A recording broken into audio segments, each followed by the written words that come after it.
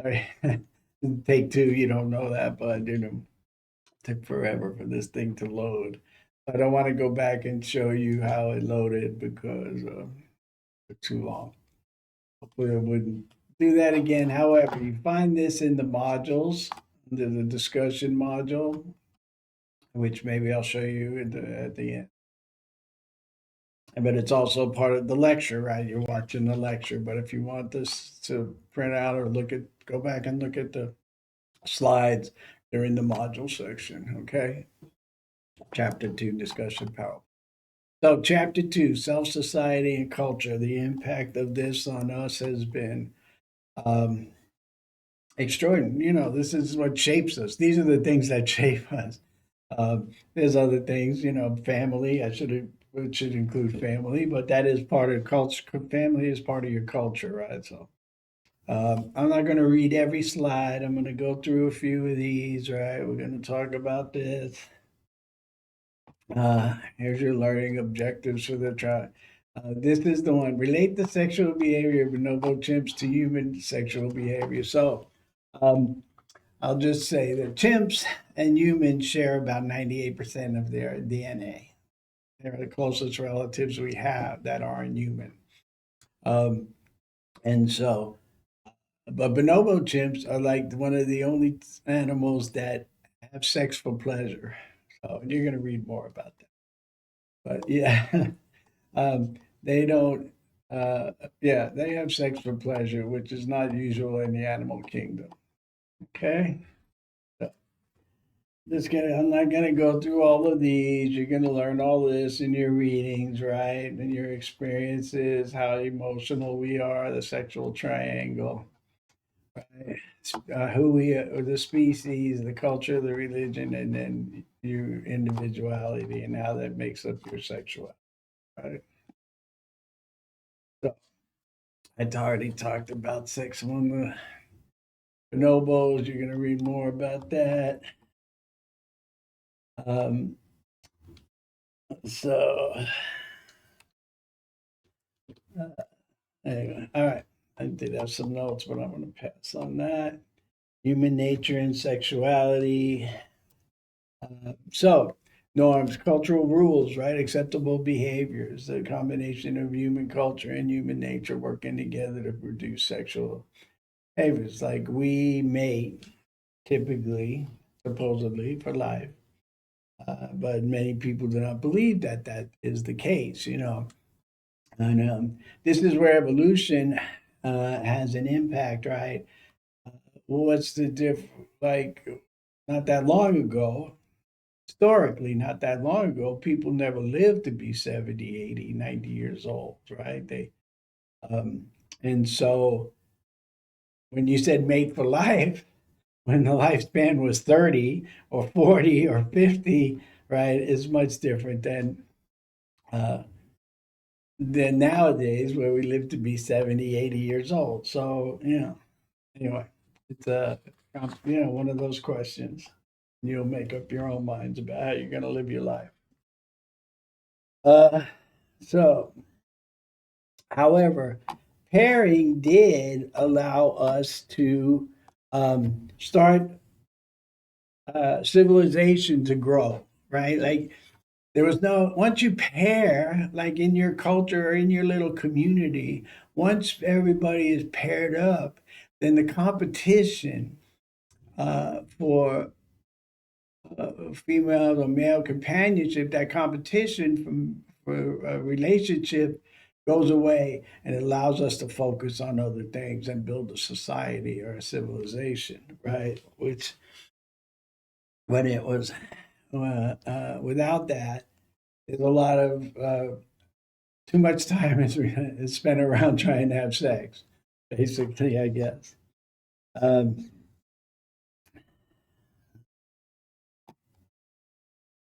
so, all right. So the fact that we did start mating for life and did make that possible. That kind of makes a little prehistoric sex, right? like I said, this is what I said. Scientists believe prehistoric images, statues showed us all about how much time was focused on sex, right? Uh, Thousands and thousands of years ago, right? We have cave paintings that depict some unique sexual images. So I won't get into that, right? So, uh, and then, so it's sex and civilization, right? The rise of civilization, the first forms of sexuality, the great religions of the world, Hinduism, Buddhism, Christianity. So how much of an impact that does have on you, right? Um, so Asian civilizations evolved complex sexual cultures that celebrated fertility and pleasure as well as procreation through marriage. And so these are more ancient religions. And then, of course, we have Christianity coming in, right?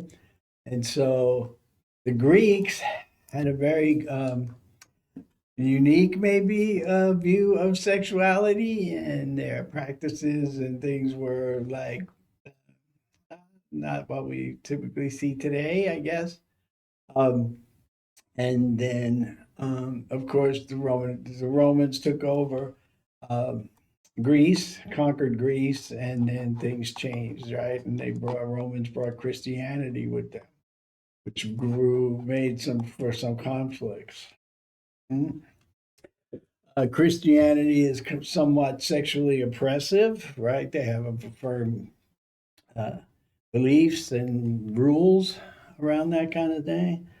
Uh, of course, we all know that in the last few years, or the last few decades, I guess, really, right? Christianity has suffered the impact of all the scandals with sexual misconduct by priests, right? So, Islam, like I said, every religion has brings its own beliefs, rules, and ideas about that forms our sexuality, right? Who we are as individuals. Um, you're going to read about all this Christianity again. Sex in the Victorian era, very um, presented as almost misogynistic, but like everything, it was a little too. The presentation is not always does not always match the reality. How's that? All right. Um, and so you would find out, and right, sexual identity demands of women equal.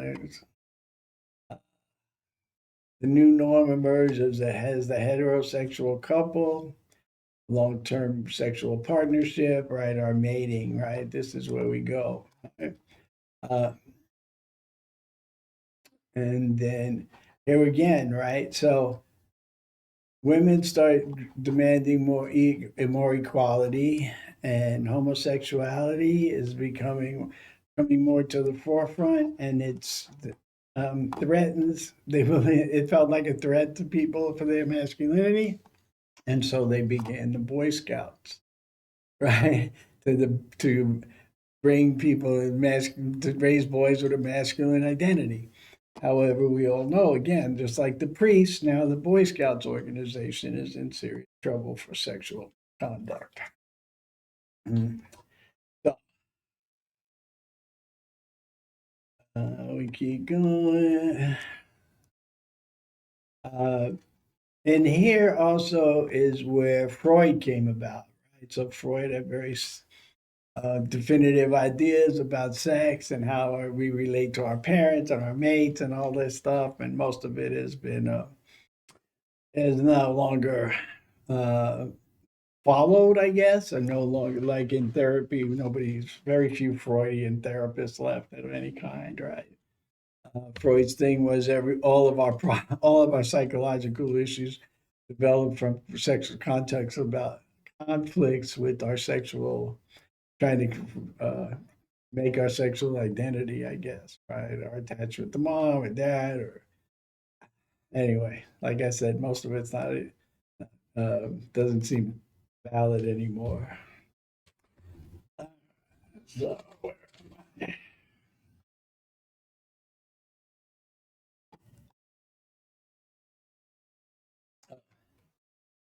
So, polygamy, right, is marriage between between one man and more than one woman, right? So, uh, I want to say here, there's also a thing known as polyandry, right? Polyandry, and it's not mentioned in here, but that's when a woman has more than one husband, basically. And really, only like 2% of the populations in the world have that practice. It is legal in basically 5 places, or practice mostly. I don't know, legal or illegal. I'm not going to get into that, but it's mostly practiced in Nigeria, India, Kenya, China, and a large parts of South America. And the Amazon cultures, like 70% of the Amazon cultures, the cultures that survive on the Amazon River, practice this, right? So it's rare, but ladies, if you're looking to live a life with more than one husband, you might want to investigate living in those areas. All right. Uh, so we keep going. I'm gonna sex approving and sex disapproving cultures, right? We're talking about the religion, right, is a big one. Your community, your family, those type of things, right? And so we are either supported by our decisions or not. We either conform to the rules, or we don't, uh, basically. And that's what happens. So, sex approving and disapproving cultures, these are behaviors that um, we consider these are the 4 types of sexual cultures: acceptance of sex, childhood sexual exploration. We believe this is okay: masturbation, premarital sex, same sex. And these are, some of it's approved of and some of it isn't. And then we talk about sexual unlearning. So the process of unlearning something about sexuality that may have been learned at a young age, because for the majority of people, you learn from your peers who don't know anything more than you, basically, or very little, if anything. And much of it is misinformation. Much of it is rumor, and anecdotal information passed down that was never right in the first place. Um, and so, as in any case, unlearning is much more difficult than learning. Once you have implanted an idea in your head, removing that is a little bit more challenging. And you can use affirmations.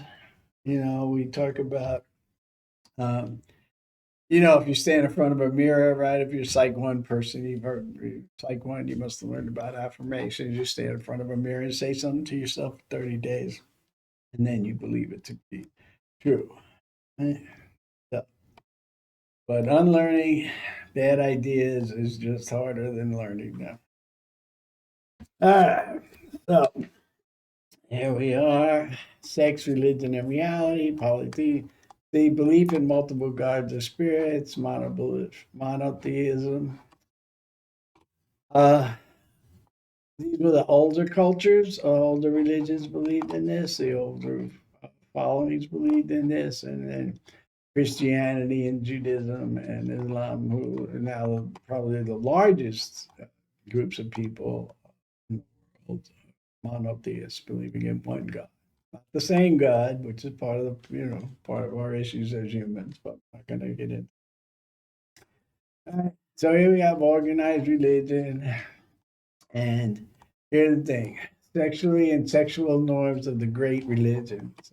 I'm going to read this chart to you. You're going to do that. Here we go. How they feel about adultery, conception, abortion, premarital sex, all of that. Okay. Yeah. Spirituality and sexual behavior in the United States. Obviously, this is a huge, issue in our country, right? Christians have certain beliefs, and they have a huge power. They are very powerful. Their group is very influential, and so it causes a lot of conflict. The biggest thing right now is uh, abortion rights have changed recently, and it was basically based. Though the courts call it a legal issue, there's a lot of pressure from Christians to stop abortions. Uh, so, and then of course, there's all kinds of problems, right? Like we said, the priests, the Boy Scout, like all kinds of things, and then church is not the place to support sexuality, tradition, especially if it is not the norm. So all of these things, right? Like here's the thing. So all of these things, community, religion, history, uh, family, all shape us, whether you want to say it or not. I mean, I have students that don't, and I'm going to warn you, don't do this because I won't give you any credit, who say none of this had any impact on who I am. Well, that's just naive at best, but totally wrong, really. As a child, we are shaped by influences, and as adults, we still are shaped by influences, advertising, all kinds of things. The reason, and I won't get into all of that. There's more of that later, but right. So don't tell me. Don't respond to the discussion problem with none of those things affect who I am or what I believe, because that's just not true. And you're going to have to think about this, right? So here's your discussion uh, assignment. So you need to respond to one of the two following questions in the assignment page. So you click on the assignment. There's a text box, and you write your response in there. 50 to 100 words. And if you have any questions, you can email me. So here's one. You can either say, you can respond to number one, historically, what historical event had the biggest impact on shaping your sexuality? Or two, what had the most impact on shaping your sexual identity? Is it your religion, your culture, your community? And culture includes, and that includes your family, right? So, and how did it impact? Okay. So that's your assigned discussion assignment. That's the end of the lecture. Hopefully it was brief enough. I appreciate your patience. So, and as I said, if you go to the modules, hopefully you can find these slides.